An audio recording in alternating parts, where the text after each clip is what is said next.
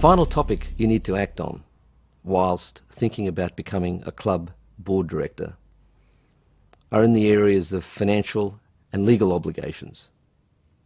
The consideration for you is to seek professional advice, particularly around personal liability and the implications of taxation. Be certain you want to do it. Be certain you're up for the time commitments. The governance commitments are not onerous, but you have to be across them. You have to be aware of them, and do it for the right reason. Don't do it because someone may have G'd you up one afternoon or something like that, because otherwise you won't hack it. You won't like it. It'll just be a disruption to the club. And of course, if you're in a relationship, do it with the blessings of him or herself, so that that's all cut and dried before you take the jump. Directors, lift your game. Do your homework. Learn about your club. Learn the people that go into your club, and then learn about the community around the club. Because if you don't know that, don't waste the club's time and the voters' time. Really. View your role as not just an honour but a responsibility as well, and really get to know your membership and get to know the demographics of that membership, get to know what those people need and want from their club, and what the community also wants from the club as well, so they can be better prepared to make decisions that are going to positively impact the club. What's in it for me is an appropriate question for someone considering nomination as a club director. There are some personal benefits of doing that. There's the gaining of director experience.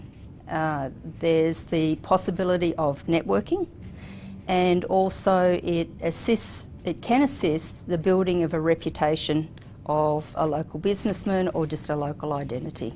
Be prepared to make the commitment of time, be prepared to use the skill set that you believe that you're bringing in to the organisation, and be prepared to enhance those skill sets, because more often than not you'll find that you are deficient in some areas and they need working on. Clubs now are, multi-million dollar or even bigger businesses. So it's incumbent upon the directors to understand that they are in charge of a significant economic resource to the community. Get out there and listen to and support your members. I think that future or potential directors need to be mindful that they make a contribution to the overall sustainability of their club. They have to understand their finances so that they can ensure that we have a financially viable club. They have to understand our social responsibilities and our commitments to our community, and what role they can play in creating a rich and vibrant community, and also the impacts we have on future generations, things like sustainability and ensuring that we don't leave behind a carbon footprint, for example. I think that directors of clubs are doing a good job. Just like everything, you've got to keep going at it though. You've got to continue to sharpen the saw. You can't just rest on your laurels. You always have to be working at it. Just be clear about what it is that you want from being a director of a club, and if the answer to that is predominantly that it's about the improvement of the club itself, then I think you're on the right track. This is an opportunity to give back to the community. We look around us all the time, and if we care to pay attention, we can see what clubs in the community are doing, what clubs are contributing to community development. So this is an opportunity to give back. Don't go up there just because you get a free parking spot, or you got a few freebies here or there. I think if you're genuinely interested in the job, it is because you want to help the club further itself. It's not a free ride. It's not a free ride on the club. You've got to do work, and the community depends on every director that goes into any club.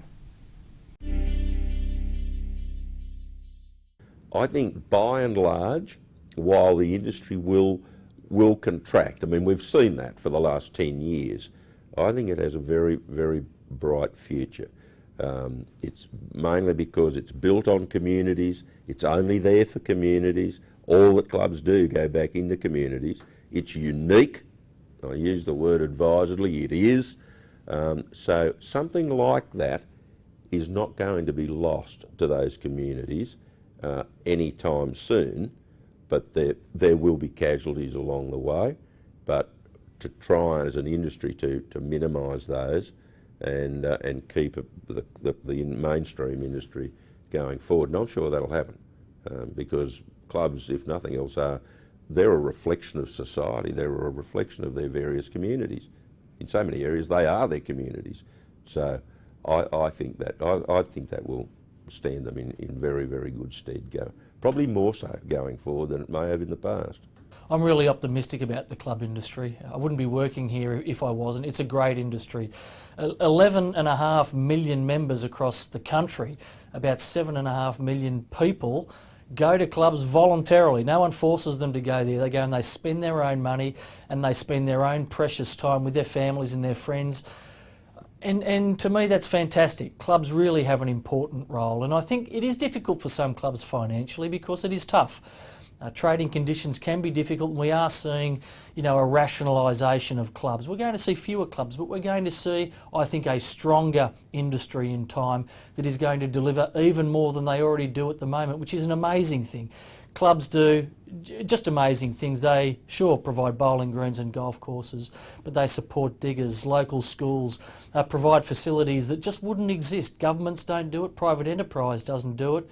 Clubs do it. So I'm really optimistic about where clubs are going, and it's a great time to get on board. Get on board with your local club now and see it grow and be a part of that.